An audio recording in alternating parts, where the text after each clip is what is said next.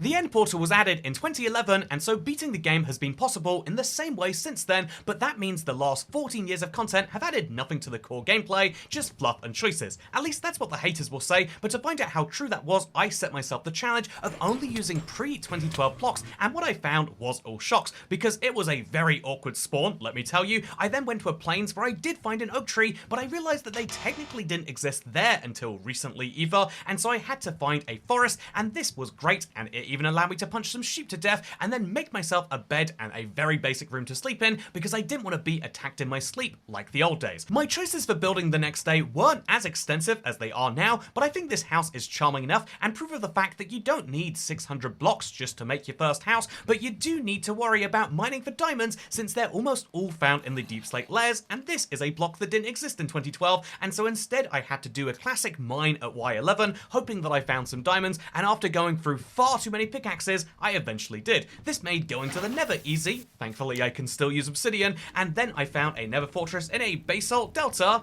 We'll choose to ignore the particles in the air, and instead take some rods and blocks back to the overworld to make my house better over there. Except I think you might actually argue uglier, but either way, this is a nice premium block that I've just used, and it made me feel real good, but I still need to work on beating the game, and so I went searching for ender pearls. I realized this is a much worse system, because after finding just one pearl in 4 days, I realized that just manually looking for enderman at night was the worst part of the old game, and it made me remember that you used to be able to trade for pearls even pre-village and pillage. I have the oldest verified speedrun for Minecraft Console Edition, and that actually traded with villagers for their ender pearls, and I was about to do this. I even moved the villager into my house, built him a lovely room, but then remembered when Minecraft came out, villagers existed, but not villagers, and so I had to kill him and replace him with, well, this, and then I decided to go to the nether to kill enderman, which was entirely fine, and got me the Eye of Enders I needed to find the stronghold, and then this meant I could go and defeat the Ender Dragon in the old school way. That's always going to be satisfying, I do have to say, but now it's worth asking, what now? A lot of people will say that Minecraft has the same depth that it's ever had, and they simply make the game wider or broader by adding more blocks and more choices to do roughly the same things, but that's not entirely true, as judging by the fact that this dimension has nothing left for you besides some new blocks to take back to your pretty house, ultimately there's no end islands to go for, and therefore no end cities. Minecraft has a lot of depth that has been added in the last 14 years, because now you have late game challenges like the trial chambers, the ancient city, or even just the end city and the bastion to go for. These all make Minecraft better, and although it's fun to live life like it was in 2012, that doesn't mean that it was better, it just means that you have nostalgia.